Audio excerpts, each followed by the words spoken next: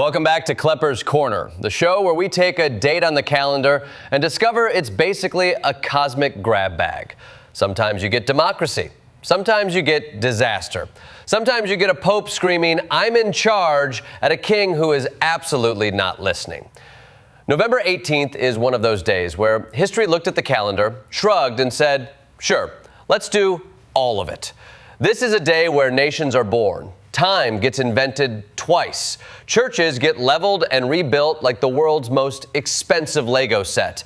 And one Norwegian prince somehow becomes king by asking the people, hey, you cool with this?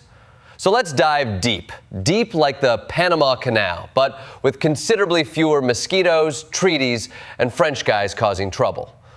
Segment 1, the day the Pope declared himself the final boss. November 18th, 1302, Pope Boniface VIII drops Unum Sanctum, the medieval equivalent of an all-caps email sent at 2 a.m. that says, actually, I'm your dad now. This bull declares that everyone needs the Pope for salvation. Everyone. Not just sinners or kings or people who steal from church bake sales. Everyone. It's the theological version of announcing you're the Wi-Fi router. You're necessary whether they like it or not. The best part is the timing. Boniface wasn't flexing from a position of supreme power. He was cornered by Philip the Fair, the original guy who said, I pay taxes? To you? So the bull becomes less ultimate divine proclamation and more panic CEO meeting where you insist the company is doing great as the lights flicker. And sure, it was the apex of papal authority for like 15 minutes. Then the Avignon papacy rolled in and the church basically said, we're temporarily moving offices. So November 18th becomes the day absolute power was declared loudly, right before it quietly wasn't. Segment 2, rearranging continents with paperwork and Panama. November 18th also marks the completion of America's favorite imperial hobby, making treaties that suspiciously benefit America. In 1901, we get the Hay-Pauncefote Treaty, which is basically Britain saying, fine, build your canal, we won't interfere, just stop sending us awkward holiday cards asking about it. 2 years later, on the same date, comes the Hay-Buenos-Varia Treaty, signed with the brand new country of Panama, which the U.S. helped encourage into existence the way a parent encourages their kid to try soccer. These treaties together are the geopolitical equivalent of clearing the board at Monopoly by convincing the banker to sell you the utilities, the railroads, and 3 of your neighbors' houses because, come on, it'll be fun. November 18th becomes the day the U.S. legally acquired a canal, and the world acquired a masterclass in how to redraw a map without ever firing a shot. Segment 3, King Haakon VII, the people's monarch who asked first.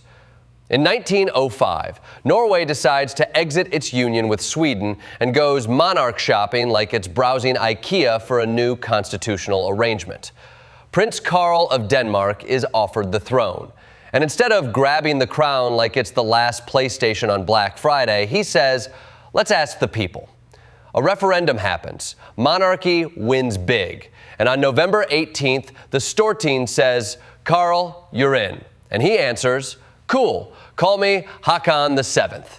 He even renames his kid Olav because nothing says new country, new who dis like rebranding your own child. It's monarchy meets democracy meets Scandinavian humility. And it actually works. Norway gets a king who's both legitimate and popular, which is rare. Like finding a political leader today who can both govern and use the internet without congressional hearings. Segment 4, when dictatorships die quietly and legally. November 18th shines in democratic transitions. In Spain, 1976, the Francoist Cortes votes itself out of existence in an act nicknamed Harakiri, proving even dictatorships know when it's time to pack up the lawn chairs and go home. The political reform law clears the path for elections, a constitution, and the ability to say the word democracy without whispering. Then, in 1993, South Africa finalizes its interim constitution. 26 political groups negotiate a peaceful transition from apartheid. Yes, 26 groups. In America, we can't get two groups to agree on a Zoom time. The result is universal suffrage, political rights, protection from torture, and the Transitional Executive Council. Basically, a constitutional bridge saying, let's not screw this up. Together, these events turn November 18th into the day authoritarianism quietly backs out of the driveway and democracy slides into the parking spot. Segment 5. The psalm ends, but the mud remains eternal.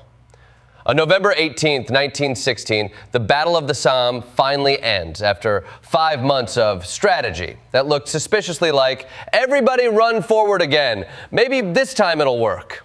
Spoiler, it didn't. The Allied advance amounted to 125 square miles at the cost of over 1 million casualties. That's like trading your house for a parking lot in Cleveland. The battle becomes a symbol of industrialized slaughter, but it also forces changes, new tactics, new tech, and the realization that maybe wars shouldn't be designed by guys drawing arrows on maps like they're planning a family road trip. Ending the Somme doesn't feel like a victory so much as nature saying, all right, everyone out, the mud is tired. Segment 6, when structures fail, from Dutch dikes to Aggie bonfires. November 18th also gives us two tragedies, separated by centuries, but united by the theme of humans trusted the wrong structure. In 1421, the St. Elizabeth's flood wipes out entire villages when dikes fail during a storm. The Netherlands has the audacity to live below sea level, which is like choosing to live inside a fish tank because you really like aquariums. Then, in 1999, Texas A&M's 90-year bonfire tradition collapses during construction.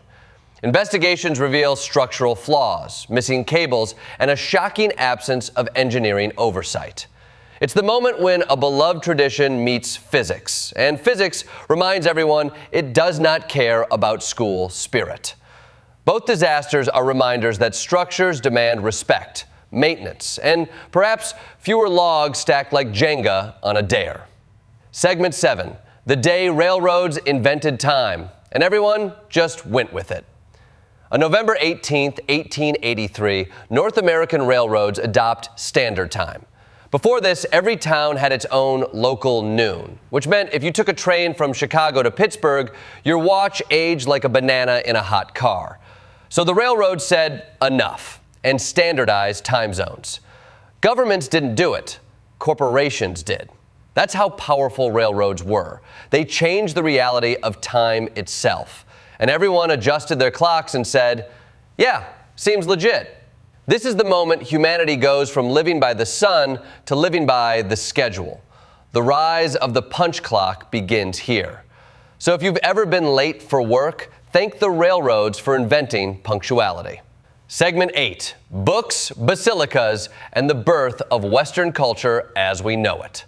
On November 18th, 1477, William Caxton prints the first dated English language book. It's a collection of philosophical sayings, basically the medieval version of inspirational Instagram quotes, but with fewer sunsets. Fast forward to November 18th, 1626, and St. Peter's Basilica is consecrated, 1,300 years after the original. This new basilica involves Bramante, Raphael, Michelangelo, Maderno, and Bernini. It's not a church, it's the Avengers of Renaissance architecture. Together, these events mark the democratization of knowledge and the monumental display of sacred power. One spreads ideas through print, the other spreads awe through marble. Both are November 18th mic drops. Segment 9, pressing buttons, chasing tigers, and entering the digital era. November 18th also brings a parade of cultural milestones. 1963, push-button phones debut, finally freeing humanity from rotary dialing, which was basically finger cardio. 1959, Ben-Hur premieres, proving you can spend $15 million, nearly bankrupt a studio, and still win 11 Oscars by having Charlton Heston drive very fast in a chariot. 1985, Calvin and Hobbes launches, giving the world deep philosophy disguised as a kid arguing with a stuffed tiger. 2001, the Nintendo GameCube releases, gifting us a purple lunchbox that played Super Smash Bros. And became a cornerstone of dorm room diplomacy. Segment 10, The Voices Born on This Day. November 18th births some legends. Sojourner Truth, who escaped slavery, sued for her son's freedom, and redefined American activism. She spoke truth literally. Her name wasn't a metaphor, it was a mission statement. Margaret Atwood is also born on this date, writing The Handmaid's Tale and forever ensuring red cloaks become the uniform of protest whenever bodily autonomy is under threat. Together, they represent 2 centuries of women loudly telling power, "We see you, we're not impressed." Conclusion. So November 18th isn't just a date. It's a kaleidoscope of humanity. It's power declared and power dismantled. It's monarchs elected, canals carved, churches consecrated, and time itself rewritten because trains got tired of everyone being late. It's floods and failures, victories and visions, books and basilicas, kings and activists. It's the persistent reminder that history isn't a straight line. It's a cluster of wildly incompatible events happening on the same day, proving that human beings can build cathedrals, rewrite constitutions, collapse bonfires, and reinvent clocks all within the same 24 hours on different centuries.